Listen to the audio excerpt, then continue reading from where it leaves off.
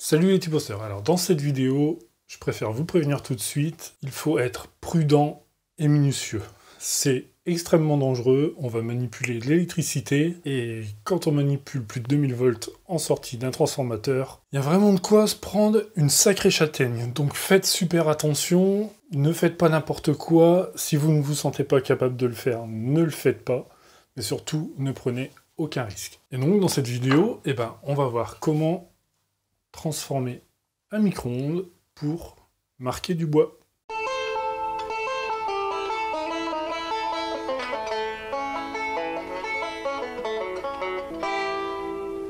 Avant de commencer, il va vous falloir démonter un vieux micro-ondes. Une fois qu'il est complètement désossé, toute la partie électrique sortie, on va tout débrancher et on va garder que le transformateur. Théoriquement, sur le transfo, on a 5 sorties. On a 2 fiches d'un côté qui vont servir à l'alimentation 220 volts. On a une fiche en sortie qui se trouve à l'opposé. Et on a 2 fils, ici moi c'est des fils rouges, qui sortent du bobinage. Ces 2 fils rouges, je vais les couper à ras, ils ne me serviront pas pour la suite. Je vais le répéter encore une fois, mais l'utilisation d'un transfo est hyper dangereuse. On va manipuler ici d'un côté du 220 volts et de l'autre côté plus de 2000 volts. Franchement, j'ai pas envie de me prendre une châtaigne. Donc, tous les branchements, faut qu'ils soient propres et sécurisés. Il faut mettre toutes les chances de son côté pour éviter l'accident. Pour ma part, je vais utiliser des fiches qui sont plaquées or, que j'utilisais il y a quelques années en aéromodélisme. C'est des fiches qui sont capables de supporter des très grosses tensions. Et tout ça sera protégé par de la gaine thermorétractable.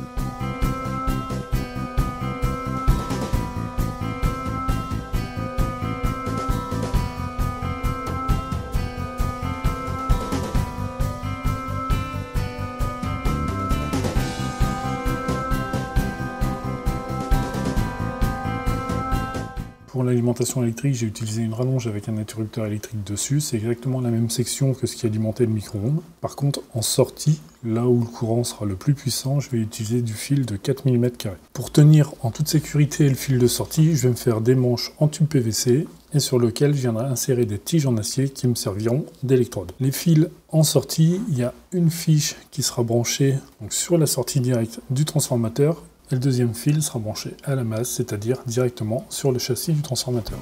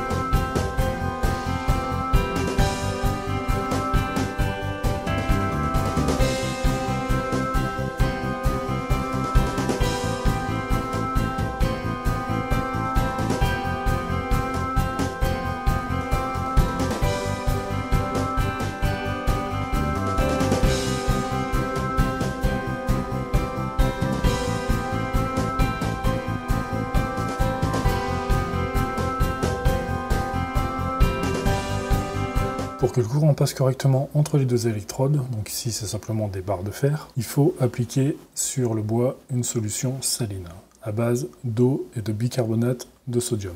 Moi j'ai pris du bicarbonate de sodium alimentaire. Alors ne vous inquiétez pas, la moquette sous le bois, c'est de la moquette qui ne prend pas feu. J'ai fait mes tests avec du frêne dans un premier temps, du hêtre, du chêne, du contreplaqué, du sapin, et aussi j'ai essayé sur le MDF. Si on applique la solution saline directement sur le bois et ensuite on place les électrodes, ça fait des points d'impact, mais le courant ne se diffuse pas. Il faut attendre quelques minutes pour que le bois s'imbibe un petit peu de l'eau saline, et après là, c'est juste nickel.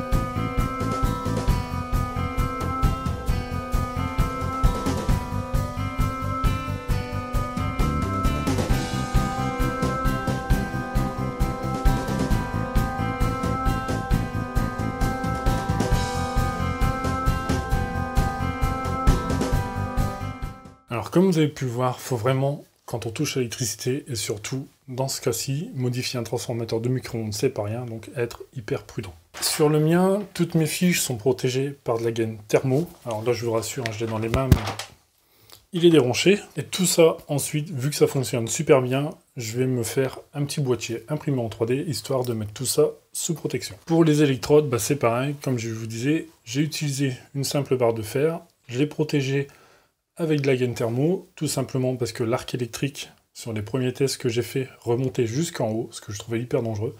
Alors que là, maintenant, il y a une barrière et il s'arrête à la gaine thermo-rétractable. Pour le branchement du fil sur la gaine, c'est un gros domino. Tout est chattertonné. Pour l'instant, je dirais il n'y a aucun risque d'électrocution. Et encore une fois, il ne faut surtout pas faire n'importe quoi. Et je pense que sur cette vidéo, sur ces manipulations, j'ai été extrêmement prudent. Donc sur les tests que j'ai fait d'abord sur du frêne. Donc ici sur une face et sur la deuxième face.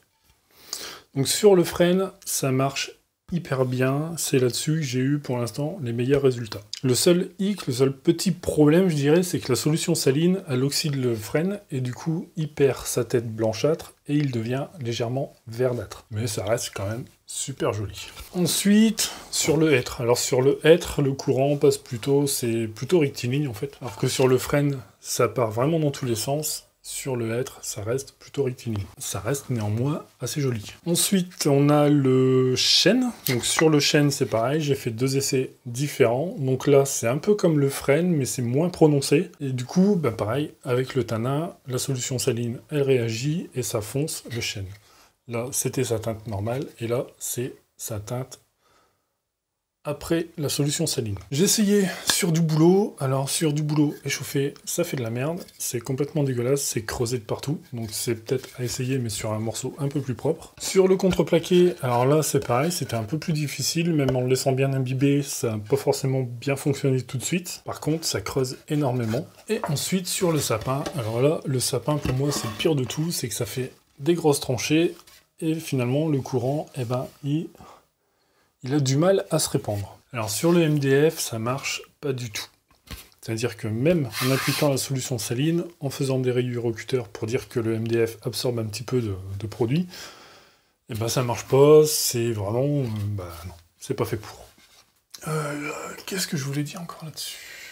Donc si vous appliquez déjà, alors l'électricité, on fait super attention, et ensuite la solution saline, il faut vraiment que le bois ait le temps de la boire un petit peu pour que le courant se répande vraiment bien.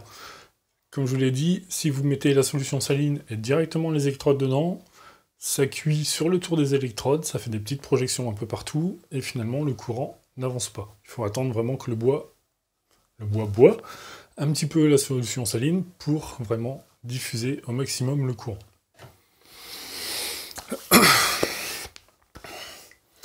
Voilà, donc j'espère que cette vidéo vous a plu, et je vous dis à très bientôt sur T-Post Woodworking.